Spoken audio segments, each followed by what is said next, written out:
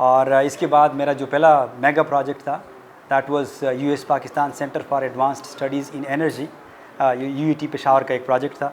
That was a joint venture with Arizona state university.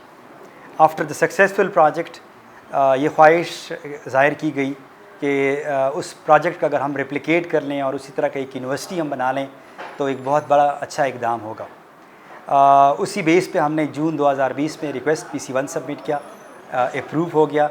ये 8 billion का project है। इसके 5 बुनियादी पैरामीटर्स हैं। पहला जो बुनियादी पैरामीटर है दैट्स बेसिकली द गवर्नेंस। अक्सर आप लोग भी सुनते रहे होंगे और कभी कभार इट्स अ हार्श रियलिटी कि हमारे यूनिवर्सिटीज़ में गवर्नेंस स्ट्रक्चर का थोड़ा सा चैलेंजेस होते हैं। तो हम ये कोशिश कर रहे हैं कि हम बेस्ट प्रैक्टिसेस जो कि ग्लोबली हैं या इंटरनेशनली हैं उनको हम अडॉप्ट कर लें और एक अच्छा बेहतरीन गवर्नेंस स्ट्रक्चर बनाएं। मे बी वो फाइनेंशियल मैनेजमेंट स्ट्रक्चर हो, HR मैनेजमेंट स्ट्रक्चर हो, आप कोई भी बात करें।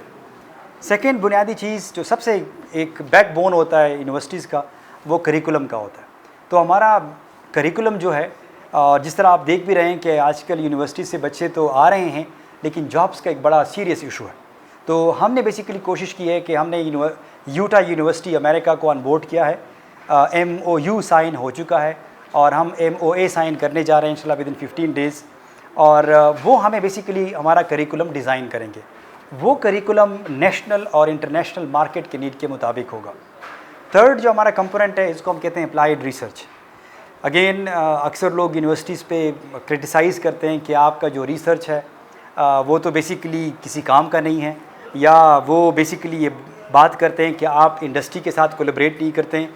तो मेरे ख़्याल में चैलेंजेस दोनों तरफ से हैं। शायद अगर मैं ये कहूँ कि हमारे जो शायद इंडस्ट्रीज़ हैं उसमें R&D विंग बहुत कम है।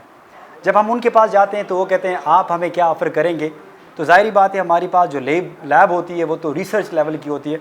तो हमने इसे एक एक्स्ट्रा स्टेप लिया है और हम यहाँ पे एक इंस्टीट्यूट ऑफ मैन्युफैक्चरिंग बनाने जा रहे हैं and that will be a hub of R&D for the industrial zone. तो कोई भी अगर इंडस्ट्री से आता है हम उसको ऑफ़र कर सकते हैं कि that's the services we can offer और हम ये काम आपके लिए कर सकते हैं। चौथा बुनियादी जो एक स्टेप है वो है बेसिकली एक्सचेंजेस, या अगर मैं कहूँ करियर काउंसलिंग, या इसको हम सॉफ्ट स्किल डेवलपमेंट कहते हैं।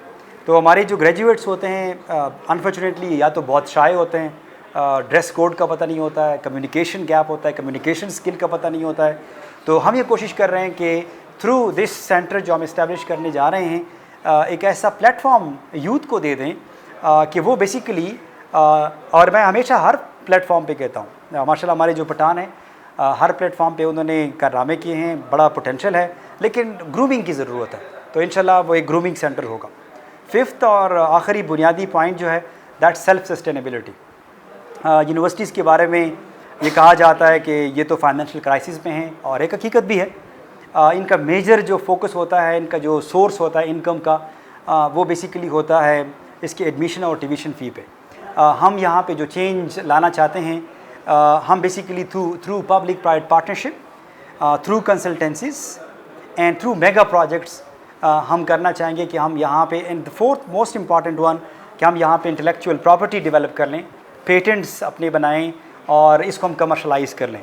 शायद या ख़ुद कमर्शलाइज़ कर लें या हम लाइसेंस कर लें किसी और को, और अगर कोई इन्वेस्टर है, वेंचर कैपिटलिस्ट है, कोई एंजल्स हैं, उनको हम ऑन बोर्ड कर लें और उनको कमर्शलाइज़ किया जाए। तो हमारे इसी तरह मुख्तलिफ वेन्यूज़ हैं जो हम एक्सप्लोर करेंगे for the self sustainability of the universities.